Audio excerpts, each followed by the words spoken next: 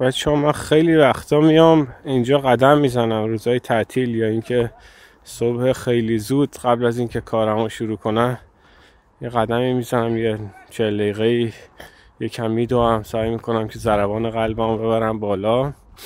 و یه چیز جالب، خیلی وقتا هم از این راهی که هست راهی انحرافی هست، مثلا مثل این به سمت این رودخونه که اینجا هست. حالا چند وقت پیش این رودخونه یخ زده بود، ولی الان نه، مثل این که روونه، با این که دما -4 درجه است. و یه اتفاق جالبی که یه سری برام افتاده بود اینه که یه سری همینطوری که داشتم میرفتم خیلی با آرامش و اینا، اینجا خب معمولا خلوته، یه عده بعضی موقع ماهیگیر میان دم این رودخونه میشینن با آرامش ساعت ها میشینن و ماهی میگیرن. اینا بعضیاشون سگ هم دارن و سگو معمولا ول میکنن، قلادش و چیزش آزاد میکنن، سگ بازی میکنه و اینا. اینجا همینطور که داشتم میرفتم و تو تابستون هم بود، این علفایی که اینجا میبینید خیلی بلند بودن و هیچی دیده نمیشد اینجا.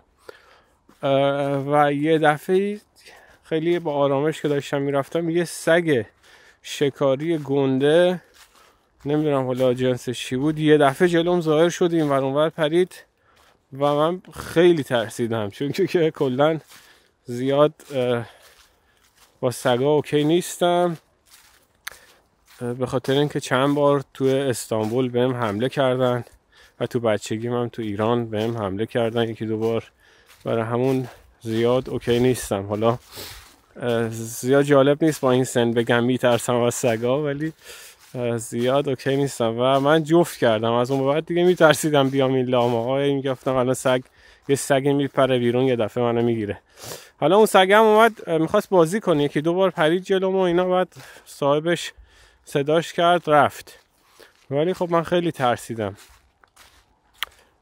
و یه چیز جالب دیگه هم، بعضی از این درختایی که بغل رودخونه هستن، حالا اینجا نیست اونورتر هست، اینا رو سمور اومده پایینشو خورده، نازک کرده، هر چند وقت یه بار مثل این که سمور میاد میخوره اینا رو و میخواد بندازتشون تو آب که برای خودش خونه درست کنه.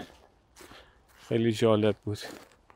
یه بار همینجا یه دونه آهو گنده دیدم، اونم یه دفعه اومد جلوم ظاهر شد، ولی از اون موقعی که اون خاطره رو از سگه داشتم میترسیدم دیگه، فکر کردم یه دفعه سگه، حتی گرگ هستن، ترسیدم. بعد نگاه کم دقت کردم با آهوه، خودش چند ثانیه بهم زل زد و فرار کرد رفت. معمولا هوا خوب باشه، تابستون و بهار و اینا، میایم اینجا میشینیم، بعضی موقع یه چیزی میاریم میخوریم، یه باربیکیو کوچیکی میزنیم و اینا، و جای دنج و باحال و نزدیکیه. رودخونه‌ش هم خیلی گنده است، بزرگه و عریضه و طویله.